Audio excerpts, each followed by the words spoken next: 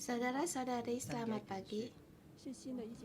Saudara-saudari yang di online, selamat pagi. Hari ini kita renungan pagi dari kitab yang baru, seperti lewat dari waktu, lewat dengan cepat.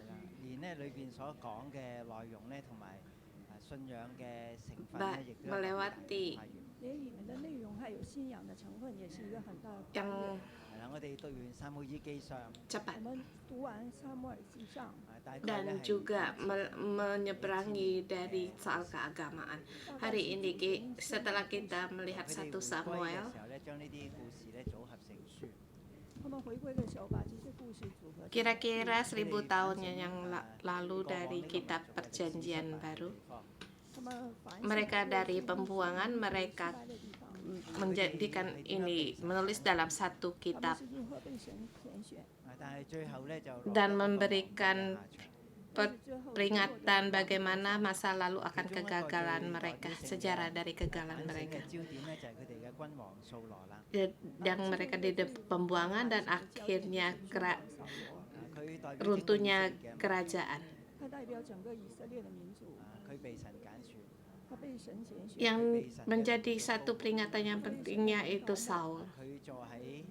Dia melambangkan seluruh suku dari Israel. Dia dipilih oleh Tuhan. Dia diurapi oleh Roh Tuhan. Dia duduk menjadi raja. Peperangannya, cara-cara dia mengurusnya, tentang kekuasaannya itu melambangkan tentang Israel. Tetapi hidupnya Saul semakin menjauh dari Tuhan. Apa yang dia tertinggal bagi dia, yang dia tinggali hanya satu dari agama. Lagi pula agama yang itu membuatkan banyak segala salah tanggapan.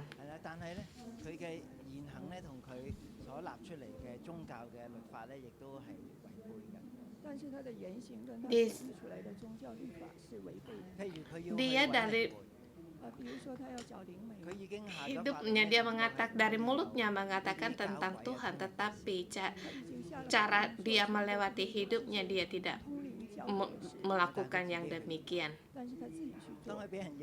Dia mengatakan dengan para peramal, pemanggil arwah, dia mengajar agar tidak boleh melakukan itu, tetapi dia sendiri melakukan. Dia lagi pula menggunakan dengan nama Allah yang hidup. Ini adalah satu roh dari agama dan peperangan.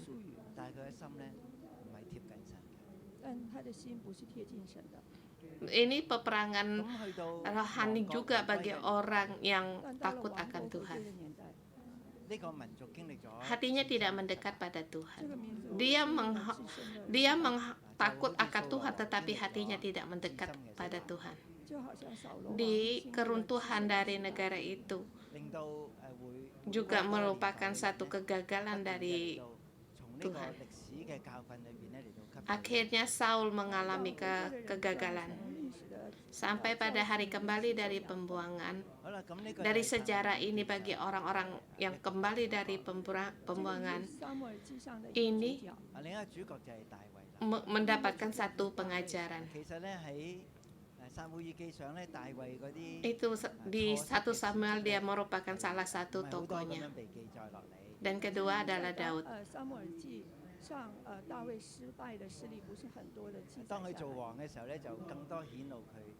Di kegagalan tentang Daud di 1 Samuel tidak terlalu banyak dituliskan. Pada saat dia melarikan diri,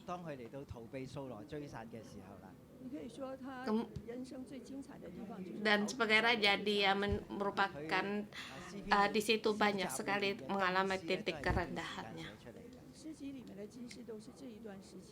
Dan pengalaman yang istimewa pada saat ia melarikan diri dari Saul.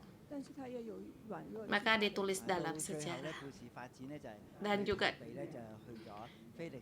dituliskan di raja-raja. Itu bukan itu saja yang tertulis, tapi masih ada. Dia melarikan diri dari orang Filistin sampai ke Gilgal dan tinggal di Gilgal. Dia melarikan diri dari Saul dan pergi ke Gilgal.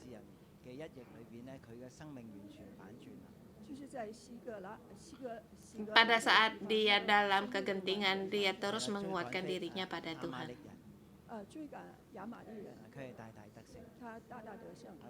Maka di tempat Ziklag seluruh hidupnya diubah.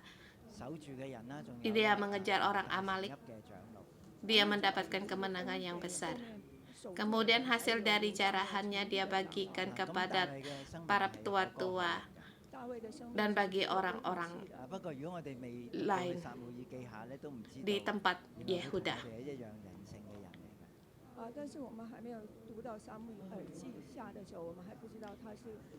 Hidupnya Daud ada suka, ada deritanya.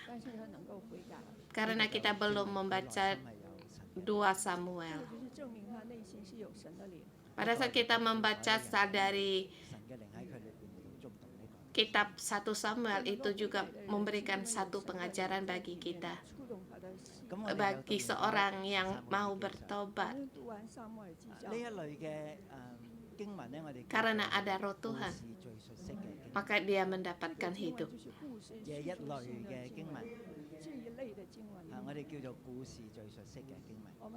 Di kitab Samuel, yaitu kita mengatakan tentang sejarah yang sangat kita kenal, kitab yang dikenal dalam sejarah. Karena ada tokoh-tokoh di situ, juga banyak peristiwa-peristiwa dan perasaan dari mereka. Kita harus bertobat. Kita bisa masukkan posisi kita sebagai Saul dalam hidup kita yang nyata. Kita melihat Daud, dan juga kita melihat Daud pada saat kita mendapatkan tekanan. Apakah kita juga menguatkan diri, percaya pada Tuhan? Kalau kita melihat di film, kalau kita bisa menangis, kita berarti kita bisa masuk dalam tokoh tersebut. Boleh dikatakan yang sejarah, yang cerita yang sangat dikenal, itu yang mudah dibaca dan mudah kita resapi dan mudah dapatkan keadaan kita sendiri di situ. Hari ini kita melihat Yohanes yang pertama, surat Yohanes yang pertama. Di sini kita melihat agak seperti kacau. Tidak ada satu yang disatukan, dan juga tidak ada sejarah yang tertulis di latar belakangnya. Kalau kita tidak dengan serius sesama untuk menelitinya, kita tidak bisa merasakan kalau penulis ini berbicara kepada kita juga. Boleh dikatakan kita harus lebih lagi mengandalkan Roh Kudus agar di dalam kitab ini kita bisa menemukan diri kita sendiri. Rupanya apa yang diterangkan di sini ada sangkut pautnya dengan aku. Surat Yohanes pertama ini hari ini Pastor Hokit yang berkhotbah. Di surat pertama kita bisa melihat kita kembali di masa itu. Jadi kita lebih banyak lagi harus masuk dalam satu kaitan.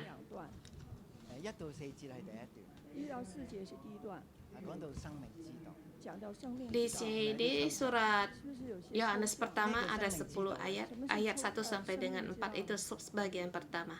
Itu menerangkan tentang kehidupan. Apa yang dimaksud dengan Fir- Firman hidup. Apa yang dimaksud dengan firman hidup? Di ayat 5 dengan 10 itu hidup dalam terang. Ini satu yang disatukan dari yaitu yang kata-kata yang berulang kali diterangkan, ya itulah yang menjadi titik utama. Ayat pertama dengan sampai ayat keempat.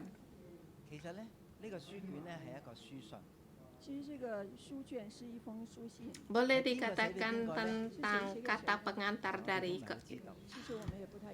surat Yohanes. Di sini sebuah surat tidak begitu jelas siapa yang menulis dan ditulis untuk siapa. Menurut pendapat saya dalam keadaan yang kesusahan.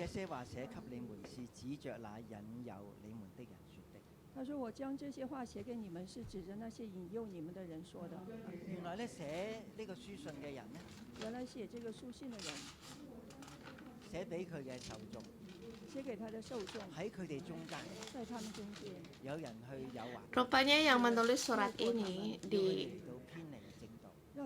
ditulis untuk orang-orangnya, untuk mereka keluar dari ajaran. Penulis surat ini tidak bisa tinggal ada di antara mereka, jadi sangat khawatir sekali, maka dia menulis surat ini untuk mereka. Seluruh gereja pada lemah, jadi menjadikan satu gereja yang tidak punya kebenaran.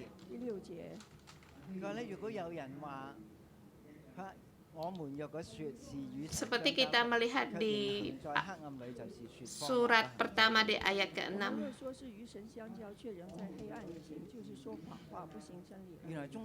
dikatakan jika kita katakan bahwa kita beroleh persekutuan dengan Dia, namun kita hidup dalam kegelapan, kita berdusta dan tidak melakukan kebenaran. Rupanya ada orang yang mengatakan kata-kata yang demikian. Ada orang yang berdusta mengatakan dia ada persekutuan dengan Tuhan, tetapi hidup dalam kegelapan. Di ayat keempat, jika kita berkata bahwa kita tidak berdosa, maka kita menipu diri kita sendiri dan kebenaran tidak ada di dalam kita.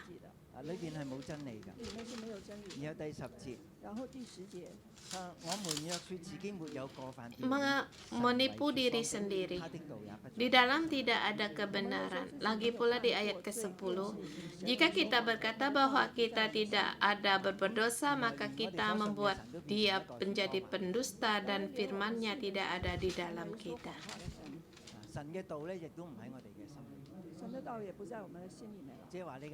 Rupanya firman Tuhan menjadi pendusta kah? Kalau kita berkata kita tidak berbuat dosa. Kalau kebenaran Tuhan, firman Tuhan tidak ada di gereja, bagaimana bisa disebutkan ini satu gereja? Tadi ada ayat 26 yang terlewati di pasal 2.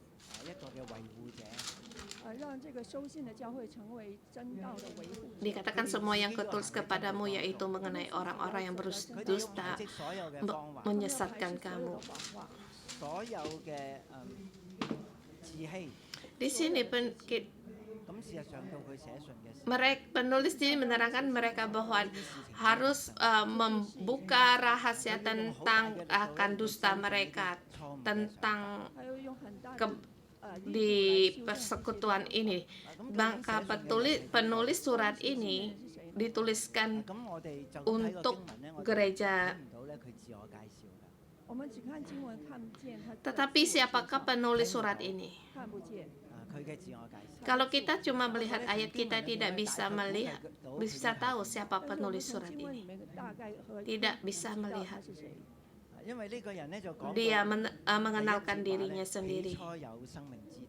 Tetapi kalau melihat dari dalam ayat, kita bisa menebak siapa penulis surat ini. Di ayat pertama dikatakan apa yang telah ada sejak semula. Yang telah ada sejak semula.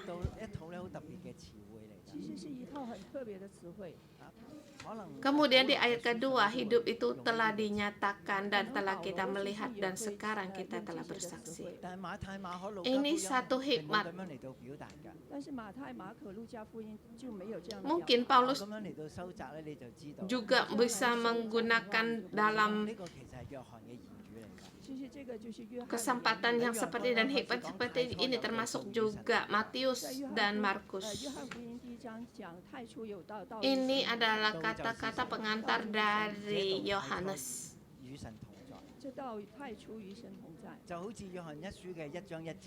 Seperti di ayat di kitabnya Yohanes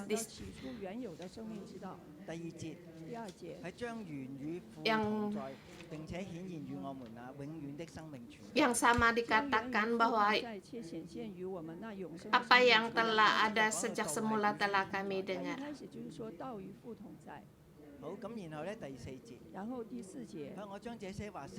Dan juga di ayat kedua, dan telah kami lihat dan bersaksi dan memberitakan kepada kamu tentang hidup kekal. Ke ayat keempat. Dan semua ini telah kami tuliskan kepada kamu supaya sukacita kami menjadi sempurna.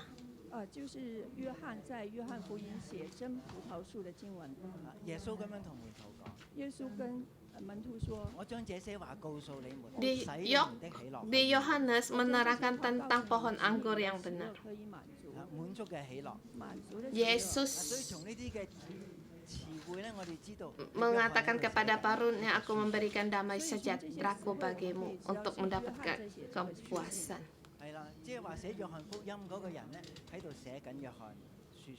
Maka dari sini kita bisa menebak kalau yang Yohanes yang menulis surat ini. Penulis menuliskan tentang Injilnya Yohanes. Di Injilnya Yohanes kita melihat tokoh utama yaitu Yesus, yaitu tentang kebenaran firman hidup tentang Yesus, dan dinyatakan kepada yang dituliskan untuk para muridnya dan gerejanya. Dan juga menerangkan tentang apa yang dihadapi dalam persekutuan dari Yohanes.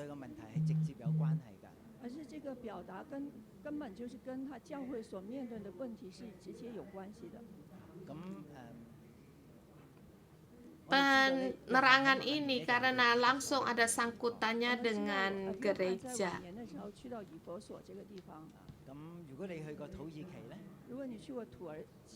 Kita tahu Yohanes pada akhir tuanya dia ada di Efesus. Kalau kita pernah pergi ke Turki, kamu akan melihat di situ kuburnya Rasul Paul Yohanes.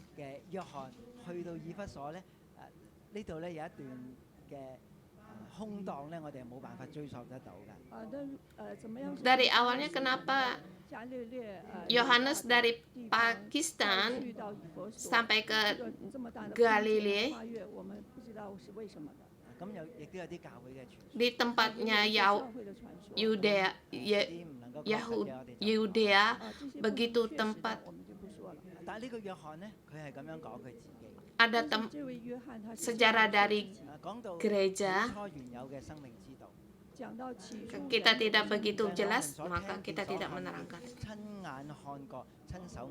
Di sini Yohanes menerangkan tentang dirinya sendiri, menerangkan tentang kelemahan dalam hidupnya.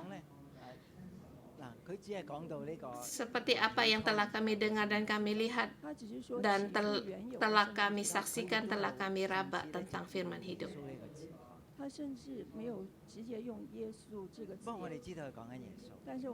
Di sini dia menerangkan tentang apa yang telah sejak semula sudah telah didengar tentang firman hidup.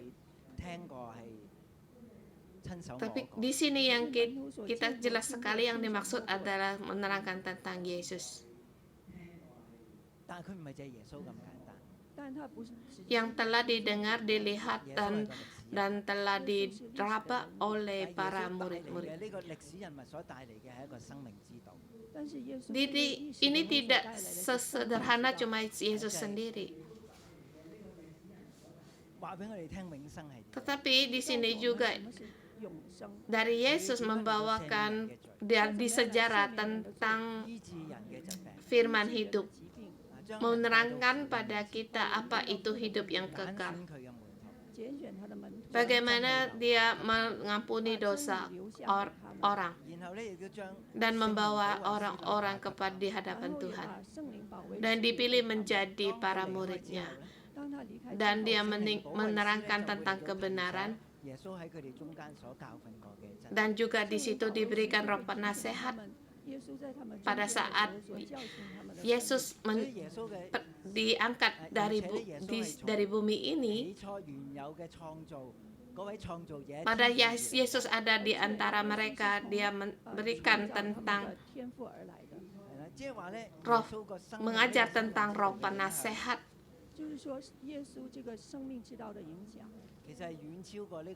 Sejak semula Yesus memang datang dari Allah Bapa dan mempengaruhi tentang firman hidup di sejarah. Dia menyerahkan dirinya sendiri sebagaimana dan datang di dunia ini sebagai manusia. Dia ada di antara manusia, tetapi dia tidak diterima.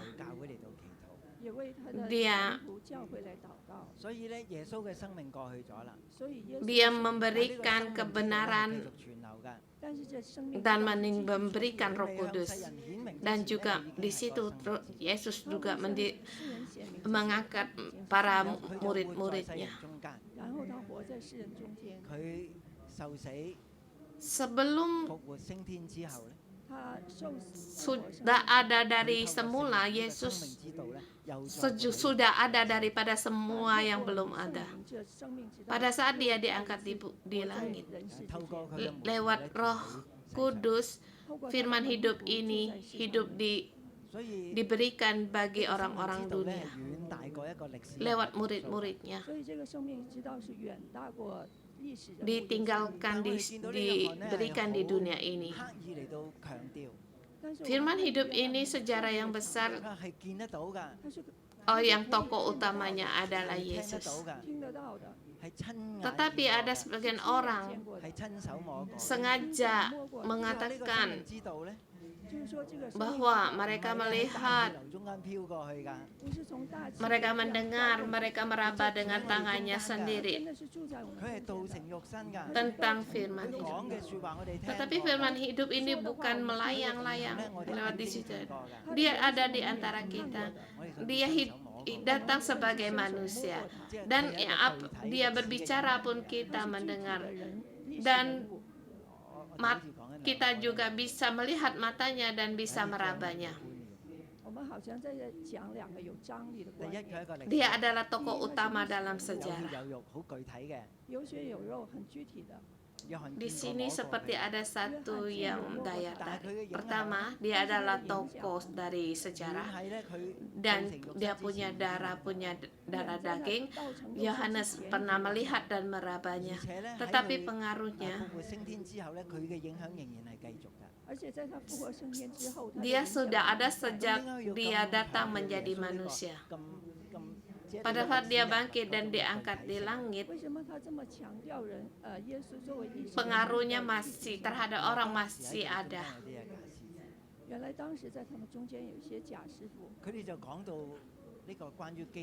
Mengapa di sini dipertegaskan bahwa Yesus menjadi manusia dalam sejarah ini?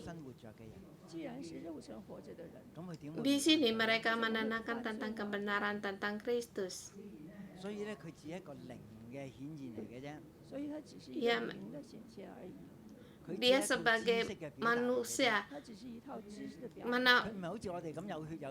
maka di sini bagaimana tidak berbuat dosa? Bagaimana mungkin dia tidak berdosa? Dia sama seperti kita, punya darah dan daging. Maka pengajaran ini adalah palsu. Maka makin populer di masa-masa itu tentang penerangan yang palsu ini.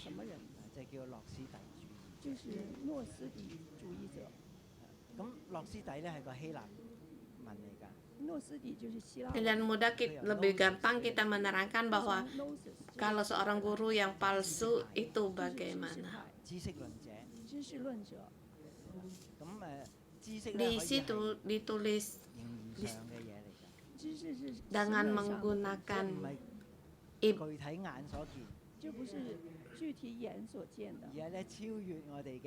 dengan bahasa Ibrani. Di situ ada katanya bukan, tetapi kebenarannya itu tidak sama dengan apa yang dilihat.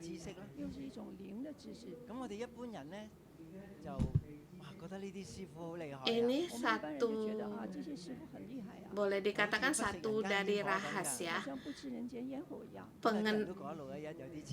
pengetahuan yang dirahasia.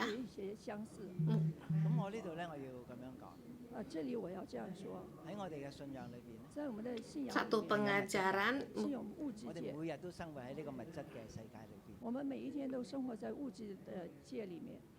di sini saya ingin menerangkan dalam ajaran kita, kita setiap hari hidup di dalam barang dunia ini.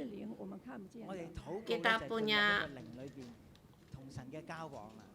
dunia material dan dunia spiritual. Dunia material bisa kita lihat dan spiritual tidak bisa kita lihat.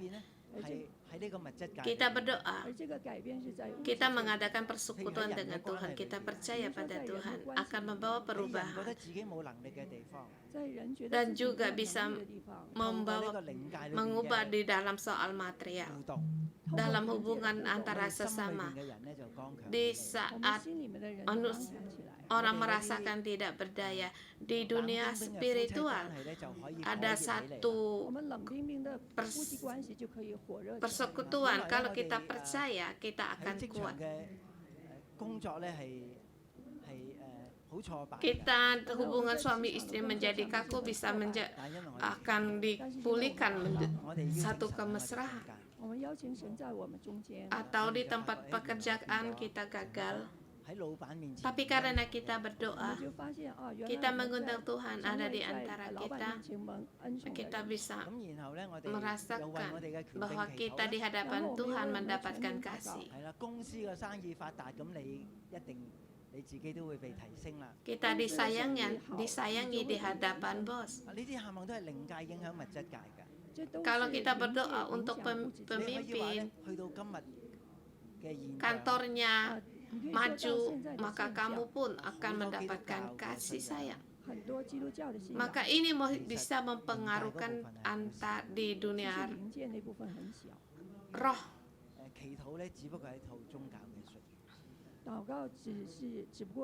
Banyak sekali di ajaran tentang kekristenan, soal tentang dunia spiritual itu mereka menerangkan sangat sedikit sekali. Bagi kita, kalau kita menerangkan ini, mungkin kamu tidak percaya, apakah benar itu bisa berdoa? Apakah bisa berubah? Apakah Tuhan memang benar mendengar doa saya dan hidup saya bisa diperbaharui? Banyak orang yang tidak percaya. Tapi di sini kita Alkitab mengajarkan kita untuk berdoa. Kita melihat di yang sebelah sekali di sebelah di posisi lain seperti ajaran kita di dalam dunia material, bukan di daerah spiritual. Roh manusia tidak terbuka bagi roh Tuhan, dan Roh Kudus tidak bisa memenuhi kita dan tidak bisa menjamah kita. Segala sesuatu kita mengandalkan diri sendiri. Maka kita hidup dalam soal di dunia material. Dan mengenai gereja, apa kamu bisa merasakan apa gereja 61 begitu merasa sekali akan kerohaniannya? Mengapa di 611 kalau berdoa bisa menggunakan doa roh? Mereka percaya akan dunia spiritual. P611 berada di antara tengah-tengah. Kita melihat surat Yohanes, ada sebagian orang lebih rohani lagi daripada kita. Dan mereka menganggap kalau tubuh yang najis itu adalah najis.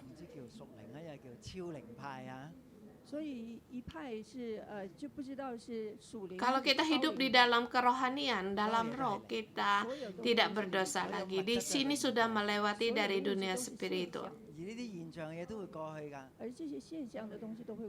Semuanya adalah roh.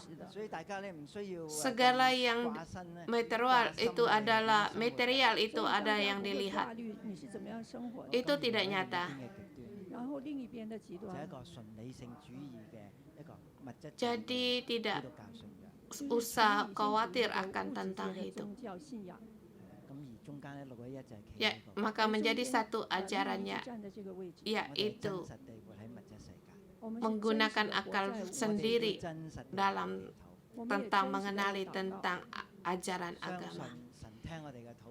Di 611 mengajarkan kita memang benar hidup di dunia material ini. Kita memang nyata, kita berdoa, kita percaya bahwa Tuhan akan mendengar doa kita dan Tuhan adalah yang berdaulat atas segala sesuatunya. Dan terus mengadakan perubahan di dunia ini.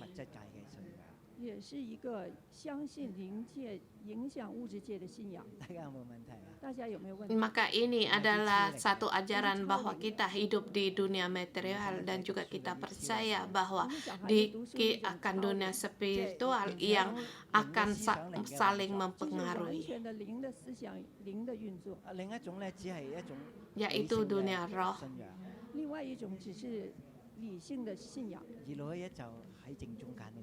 Bagaimana menurut tentang tuntunan dari Roh Kudus? 611 ada di tengah-tengah.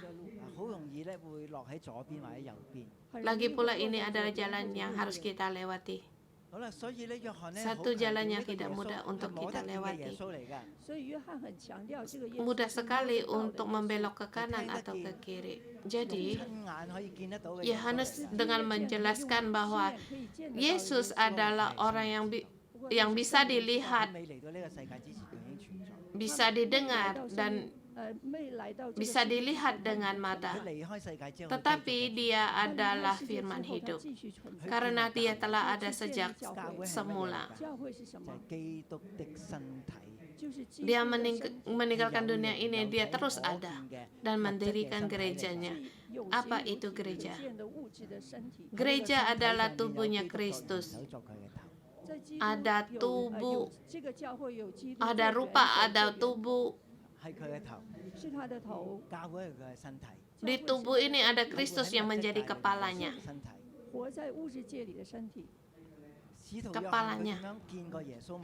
Gereja adalah tubuhnya. Tubuh yang di dunia material. Rasul Yohanes, bagaimana dia pernah mendengar, melihat, dan meraba Yesus.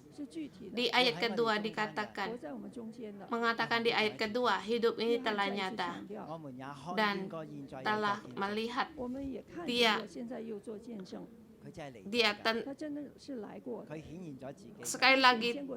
sekali lagi Yohanes mempertegaskan bahwa kami pernah bersama-sama dengan Bapa dan telah nyata dia telah ada. Dan di situ mengatakan kami telah melihat dan sekarang bersaksi dan memberitakan kepada kamu tentang hidup yang kekal. Tetapi kalau tidak ada Bapa, kita tidak bisa kalau tidak ada anak, kita tidak bisa melihat Bapa. Maka Bapa memberikan rupanya lewat anaknya. Pada saat kita percaya pada Tuhan, kita percaya akan tiga roh tubuh, yaitu Allah, Bapa, Putra, dan Roh Kudus, Tritunggal. Tetapi yang akhir dari latar belakangnya itu ada sendiri, yaitu menerang dia adalah Allah Bapa itu sendiri. Bagaimana memberitakannya? Apakah semua ini ditulis? Apakah semua orang bisa menerimanya? Tidak demikian. Untuk memberitakan ini adalah pekerjaan dari Roh Kudus. Kalau kamu bahkan di sini, kalau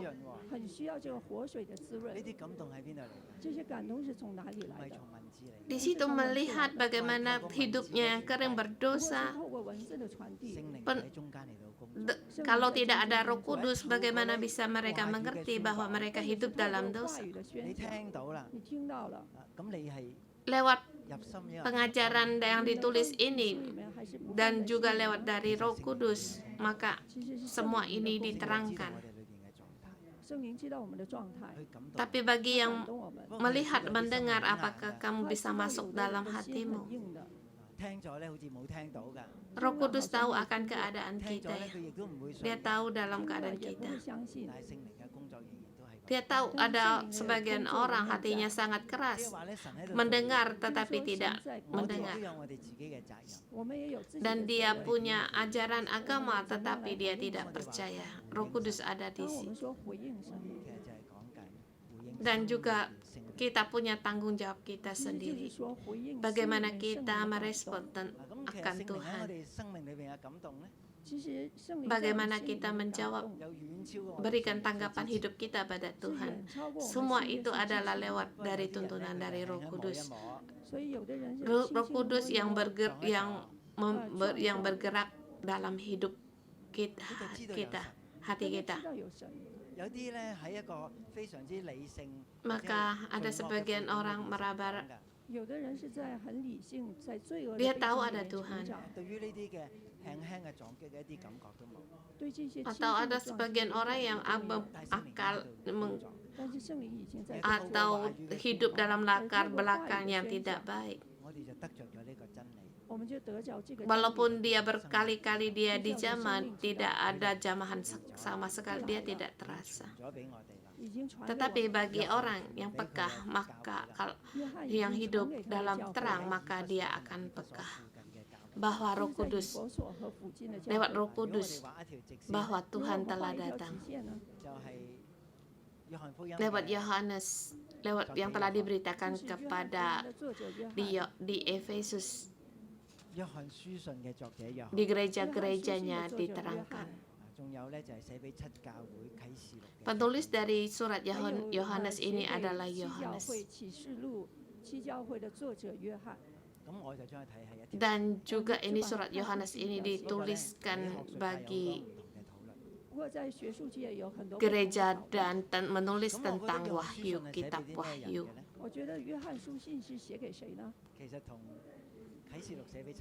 Di sini banyak sekali perdebatan tentang peneliti di antara peneliti Surat ini ditujukan bagi gereja dan di kitab Wahyu itu ada satu hubungan. Dan juga tentang 7 gereja, Philadelphia, Efesus, Korintus.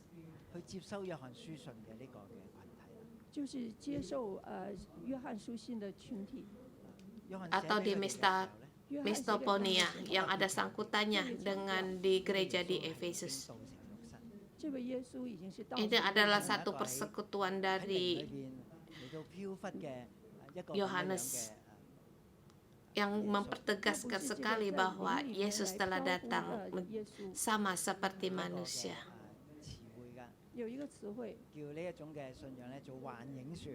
Dia bukan hanya seperti di dalam roh, tetapi dia juga sebagai telah datang sebagai manusia. Tapi di pihak lain bahwa itu cuma tidak percaya bahwa mereka mengatakan itu hanya bayang-bayangan, tidak ada orang yang melihat, tidak orang yang bisa meraba.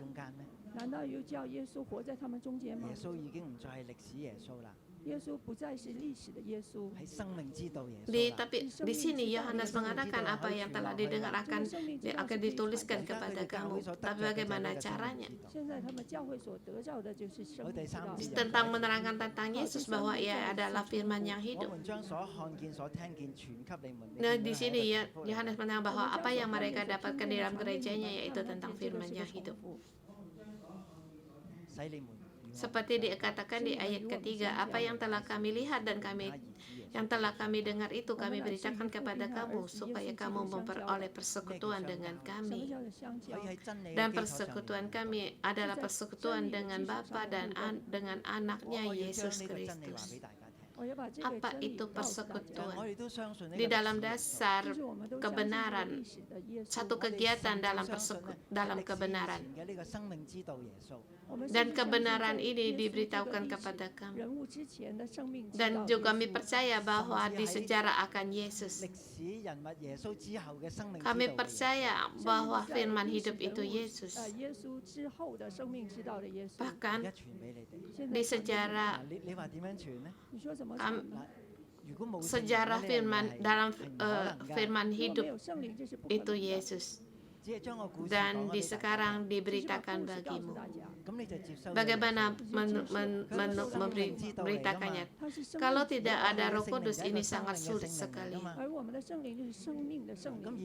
Seperti sejarah kamu, Yesus adalah firman hidup.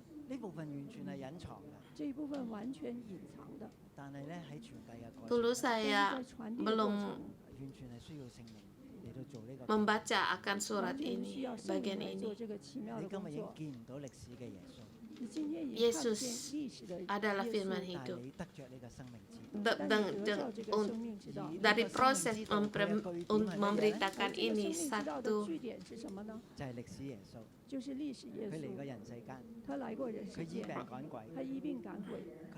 di sini memberikan kamu untuk mendapatkan satu firman yang hidup ini supaya kamu menerangkan tentang kamu akan hidup yang kekal.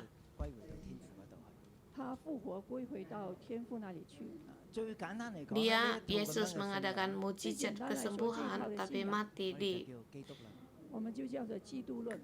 dari Pilatus akan keputusan dari Pilatus. Mengenai tentang kekristenan maka kita katakan secara dari kristopologi yang menerangkan tentang ada rupa bentuk dan roh tentang Yesus.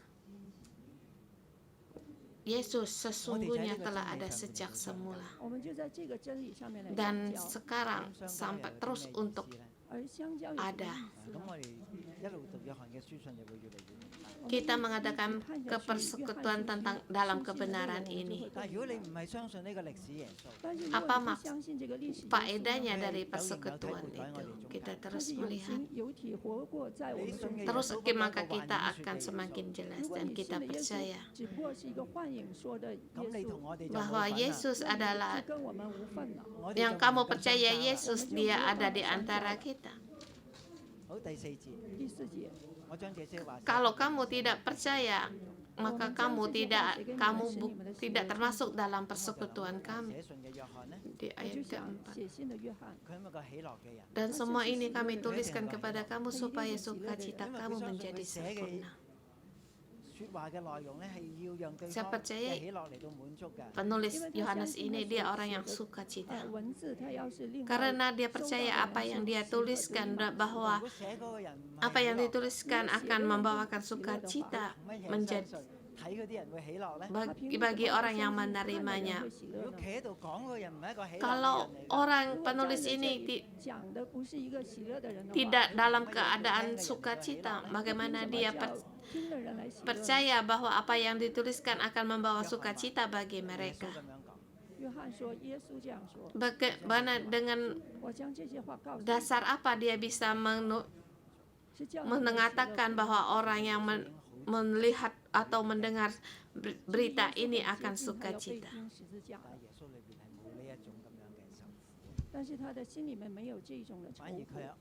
Di sini Yesus menekankan agar orang yang percaya kepadanya mendapatkan sukacita pada saat Yesus pada waktu dia mau disalibkan. Ini untuk menghibur para murid-muridnya pada saat Yesus mau meninggalkan dunia ini. Di sini dia menghibur bahwa juga Yesus menekankan bahwa dia akan memberikan seorang penasehat ajaib bagi mereka. Yesus ada di masa hidupnya ada di antara mereka, dia adalah penasehat. Roh Kudus juga adalah adalah penasehat. Dia sama dengan Yesus. Jamaan waktu ada di antara mereka dan juga jamaan dari Roh Kudus dengan Yesus itu sama. Mereka bisa sukacita dan juga bisa mengingatkan akan kebenaran yang diajarkan oleh Yesus. Bahkan kebenaran makin hidup dan percaya bahwa kebenaran itu adalah Yesus sendiri. Roh Kudus ada pada Yesus. Di sini kita terus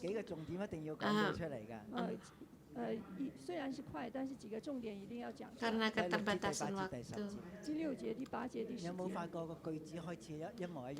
Di sini ada bagian yang harus pentingnya harus diterangkan.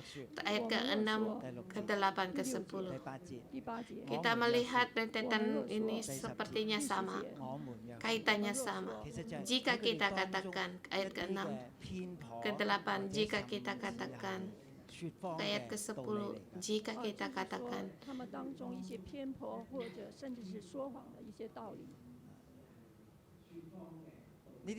yaitu kata-kata yang diterangkan atau yang dibicara tentang kepalsuan,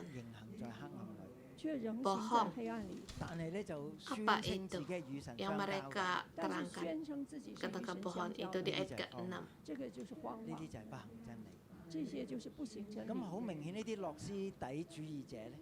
Jika kita hidup, jika kita katakan namun kita hidup dalam kegelapan, kita berdusta dan tidak melakukan kebenaran. Di situ orang-orang para peneliti atau mereka merenungkan tentang firman. Mereka memang dalam persekutuan, namun mereka hidup dalam kegelapan. Mereka berdusta. Karena tidak melakukan, Yohanes telah membuka akan kedustaan mereka dan mengatakan mereka hidup dalam kegelapan.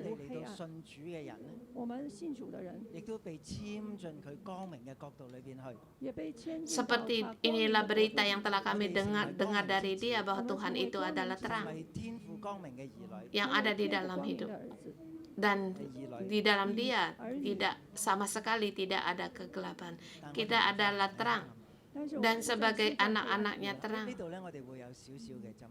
anak-anaknya terang, anak-anak terang, kita tidak lagi berjalan dalam kegelapan.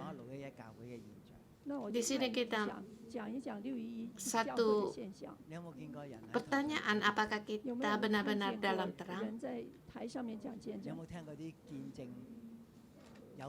Kita melihat dari misinya Gereja 611. Adakah kalian mendengar tentang kesaksian-kesaksian yang di mimbar di 611?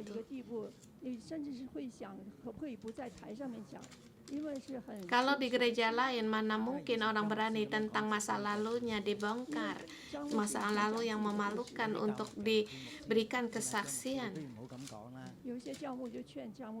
Seperti Pastor Joshua mengatakan tentang kisahnya. Bagi sebagian gereja mungkin menyarankan agar Pastor Joshua jangan berkata demikian, memberitahukan tentang demikian. Tetapi ini adalah hidup yang nyata. Dari kegelapan diterangkan menjadi terang. Tidak lagi hidup dalam kegelapan. Kalau kita mengatakan kita tidak hidup dalam kegelapan, mungkin kamu juga iya. Maka kita tidak bisa melihat bagaimana Tuhan mengubah hidup orang itu. Kita 611 masuk dalam 20 tahun.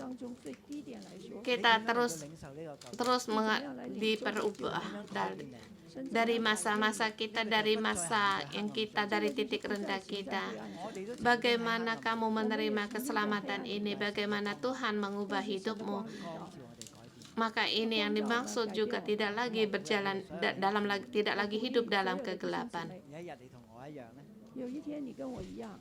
Terang Tuhan telah menerangi kita. Jadi saya mendorong untuk saudara-saudari semua, pada suatu hari kita memberikan kesaksian kita di mimbar. Kita hidup dalam terang. Kita mengadakan persekutuan dengan Bapa.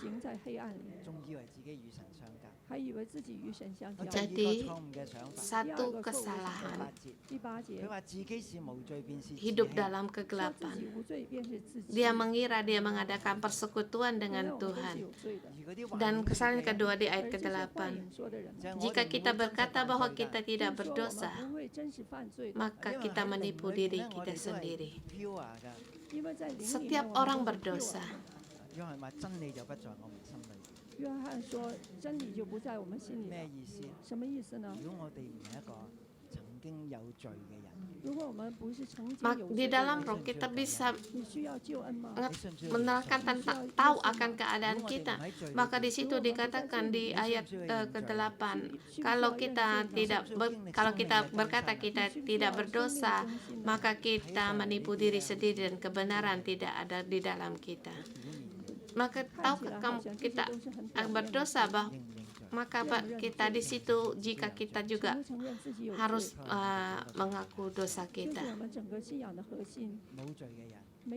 Mengaku dosakah kita akan dosa kita? Kamu mengaku enggak kalau diri kita sendiri punya dosa?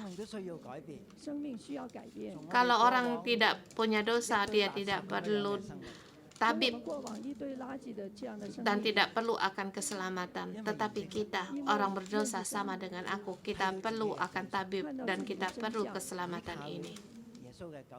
依靠耶稣的救恩， Karena kita mengenal 得着圣 Tuhan, 灵的帮助， melihat 我 akan 们才成为新的人。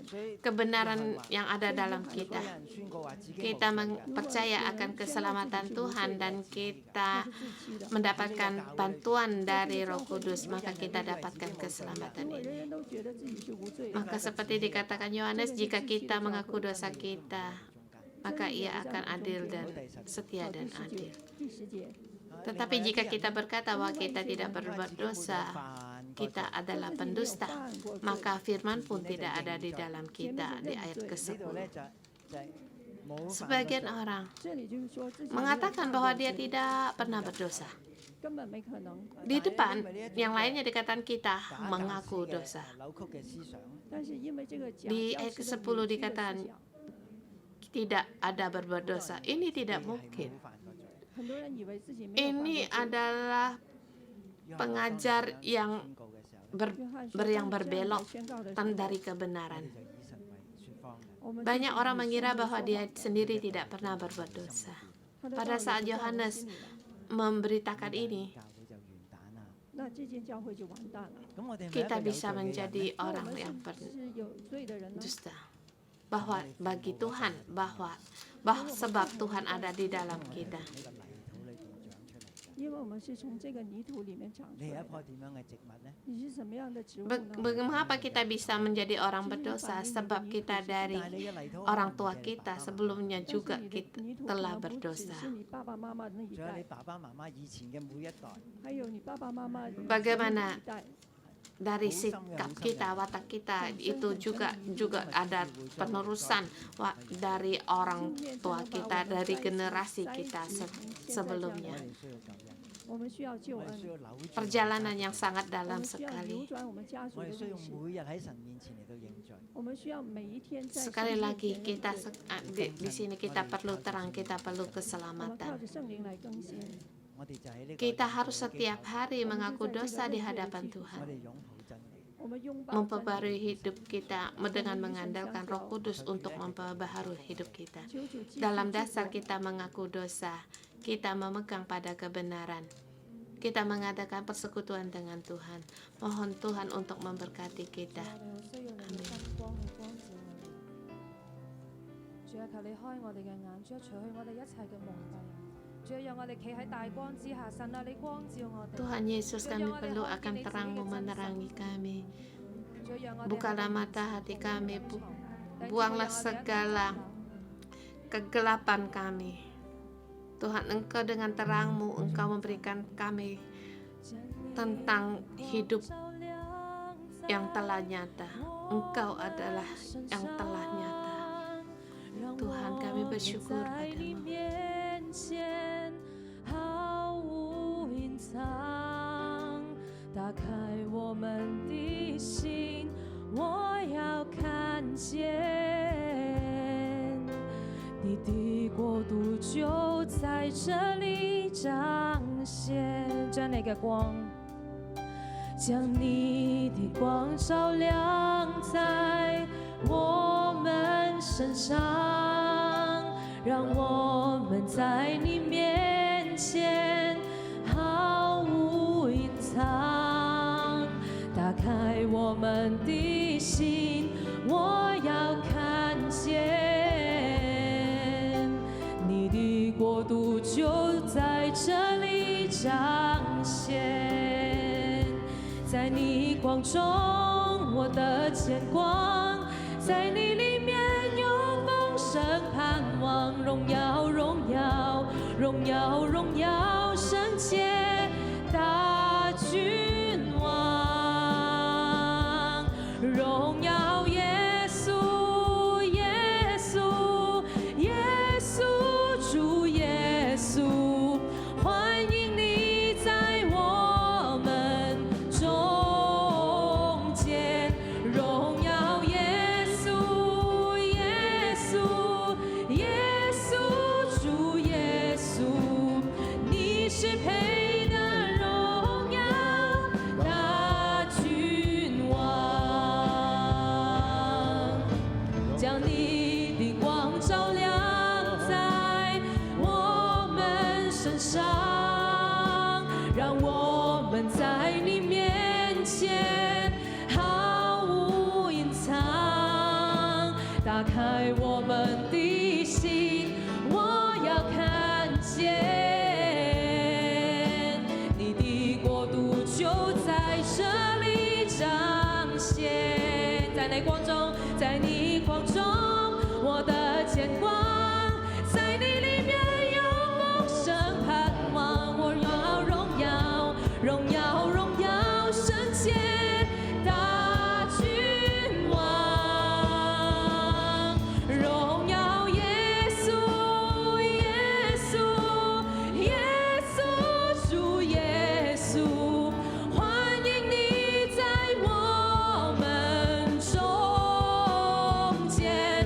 荣耀耶稣，耶稣，耶稣，主耶稣，你是配得荣耀的君王，你是配得荣耀的君王。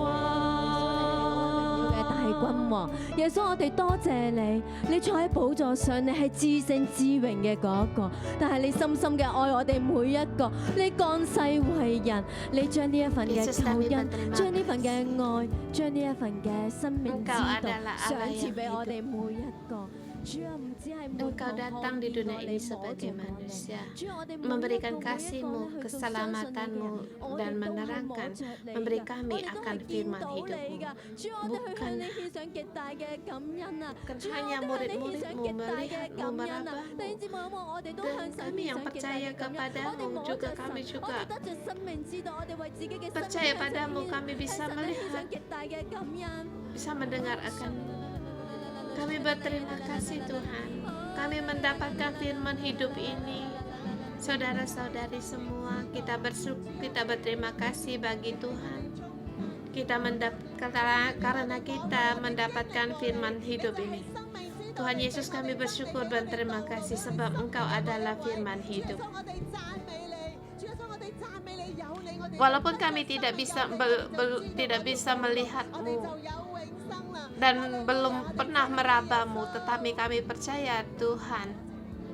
Kami percaya kepadamu Tuhan bahwa Engkau adalah firman yang hidup itu, dan kami memberikan hidup yang kekal. Kami mendapatkan keselamatan dari-Mu. Terima kasih Tuhan Yesus. Terima kasih Tuhan, Engkau datang sebagai manusia dan ada di antara kami. Dan dengan nyata kami juga Engkau selain dari roh, dan Engkau juga mempunyai darah dan hati. Sampai sekarang Tuhan, Engkau ada bersama kami. Yesus, Engkau yang dulu, sekarang, dan akan datang. Engkau adalah Allah yang hidup. Tuhan, kami tahu bahwa di dunia ini, di bumi ini, walaupun Engkau telah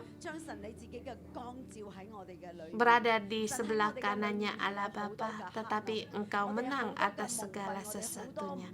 Engkau telah memberikan Roh Kudus di antara kami. Tuhan, Engkau memberikan Roh Kudus-Mu untuk menerangi hidup kami, sebab di dalam hidup kami penuh dengan kegelapan.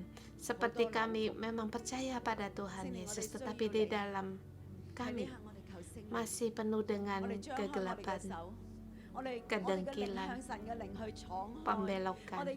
Roh Kudus, kami perlu akan Engkau. Saat ini kami mohon agar Roh Kudus, kita buka hati kita mohon agar Roh Kudus masuk di dalam kita untuk memenuhi kita.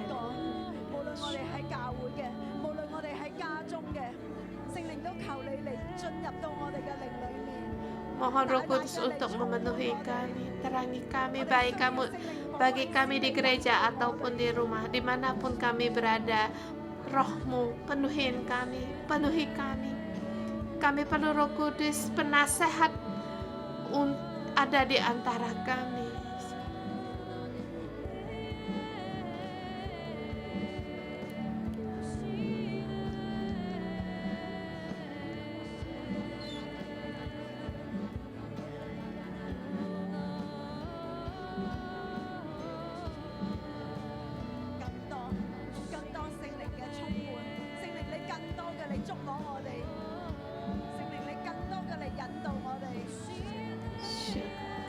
lebih banyak lagi. Roh Kudus penuhi kami, jamahkanlah kami. Roh Kudus tuntunlah kami, arahkanlah kami perlu akan Engkau.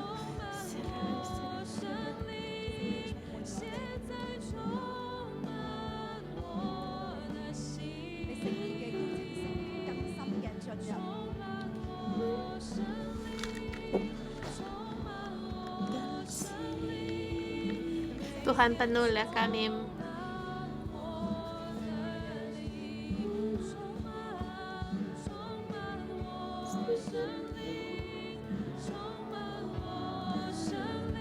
Penuhi kami, Roh Kudus, penuhilah roh kami ya Tuhan. Penuhilah kami, Roh Kudus. Saat ini Roh Kudus penuhilah kami.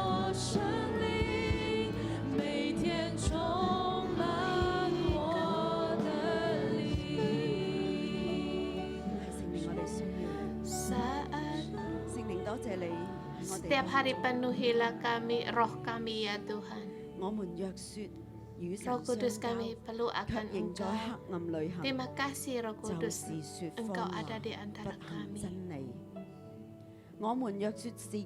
Jika kita mengatakan kita beroleh persekutuan dengan Tuhan, tapi kita hidup dalam kegelapan, kita berdosa, kita tidak melakukan kebenaran. Jika kita berkata kita tidak berdosa, maka kita menipu diri kita sendiri dan kebenaran tidak ada di dalam kita.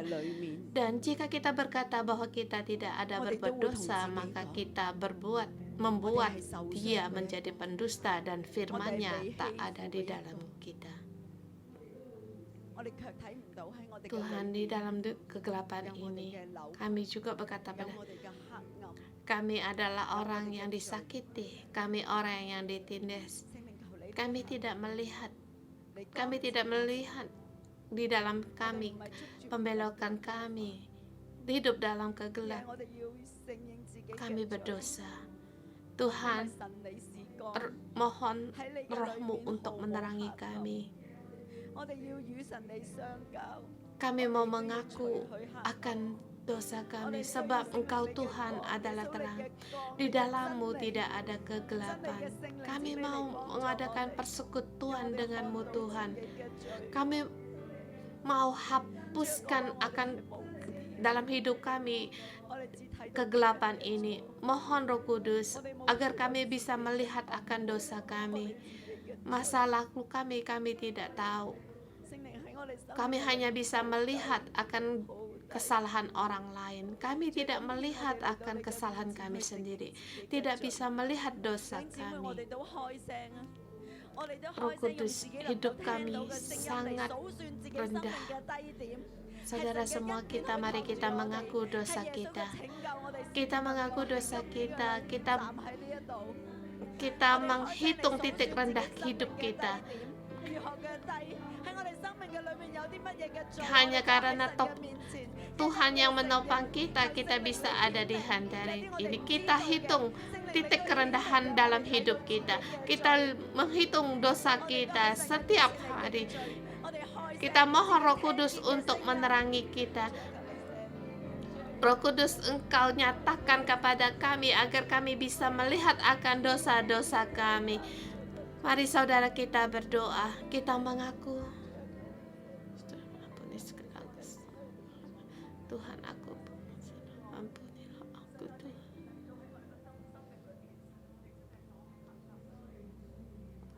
Yesus, kami perlu akan Engkau. Engkau adalah terang. Kalau Engkau tidak datang di hadapan kami akan hidup dalam kegelapan. Apa yang dalam kegelapan, apa yang dilihat itu adalah semuanya adalah kejahatan yang Engkau benci, Tuhan. Kami mohon kepadamu untuk mengampuni kami. Kami ngaku kami dalam ketakutan. Ampunilah kami dalam ketakutan. Apa yang saya lihat itu tidak nyata. Melihat yang nyata itu bukan satu kenyataan. Ampunilah kami. Aku karena ketakutan menggunakan banyak sekali kata-kata untuk melindungi diri sendiri. Aku jatuh dalam kegelapan. Mohon Engkau untuk mengampuni aku, merasa rendah diri. Dan juga ampunilah saya tidak bisa hidup dalam keseimbangan.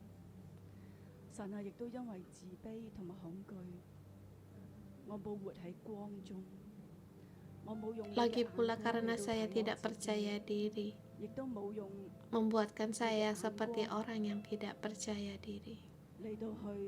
Saya tidak menggunakan dari matamu untuk melihat diri saya sendiri.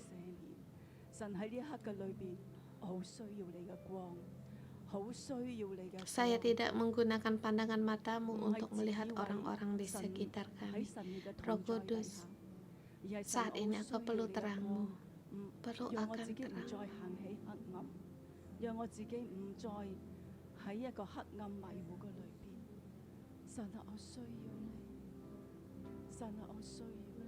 Tuhan, aku perlu akan terangmu agar aku tidak lagi jalan dalam kegelapan.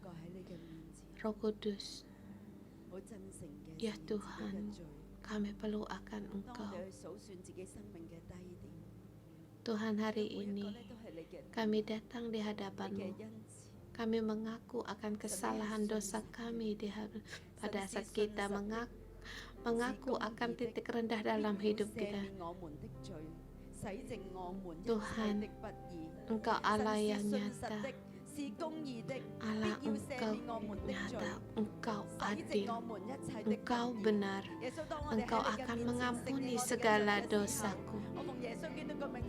Tuhan itu adil, Dia akan mengampuni segala dosa kita. Tuhan, kami di hadapan-Mu pada saat kami mengaku dosa kami dalam nama Tuhan Yesus, mendeklarasikan bahwa segala kesalahan, segala dosa, karena darah Yesus kita disucikan. Kita disucikan. Tuhan, kami memuji-Mu, semua karena dari anugerah dari-Mu.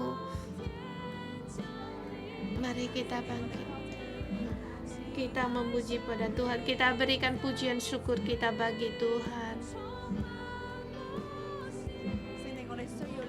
Roh Kudus, terima kasih.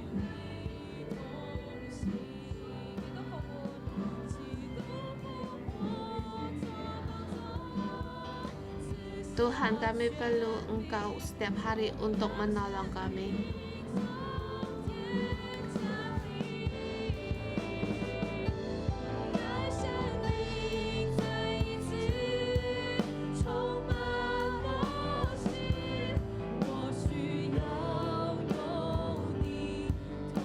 Mari kita berdoa. Tuhan, di dalam terang-Mu tidak ada kegelapan. Tuhan, terima kasih, terang-Mu membawa semarak. Dalam kegelapan tidak ada warna apapun. Penuh dengan keremang. Tuhan Yesus, kami berterima kasih. Bukan hanya terang-Mu membawa semarak, bahkan dalam terang-Mu membawa sukacita. Mohon akan terang-Mu untuk menerangi kami, agar hidup kami penuh dengan semarak. Lagi pula, karena terang-Mu dipenuhi oleh terang-Mu dengan sukacita-Mu. Terima kasih Allah Bapa, dalam terang-Mu. Terang-Mu membawakan kehangatan. Kegelapan itu membawakan sangat dingin. Terang mengangkat kami dari hati kami yang beku dan dari hubungan kami yang beku. Mohon Roh Kudus, Engkau terang-Mu menerangi kami. Tuhan Yesus, kami tahu ketakutan adalah kegelapan. Ketakutan berjalan dalam kegelapan, hidup dalam kegelapan. Tetapi Tuhan, kami tahu terang-Mu menerangi kami. Mohon terang-Mu untuk menerangi kami. Yesus, kami tahu rendah diri adalah dalam kegelapan. rendah, tidak percaya diri, bisa merasakan diri tidak ada harga dalam hidup. Tuhan, di antara kami banyak di antara kami yang orang yang tidak percaya diri. Mohon Engkau untuk membantu kami. Tuhan, kami tahu bahwa sombong itu adalah membohongi diri sendiri. Tidak tahu, dia merasa kalau punya terang, dia merasa punya kehangatan, tetapi itu adalah kebohongan. Mohon kepalsuan, mohon Engkau Tuhan untuk membantu kami. Tuhan, ambillah segala kegelapan yang dalam hidup kami, dalam hati kami. Ambillah segala ketakutan kami, ketidakpercayaan kami, kesombongan kami, agar kami mengadakan persekutuan dalam kebenaran dan berjalan dalam terang. Dalam nama Tuhan Yesus memberkati. Amin. Terima kasih Tuhan.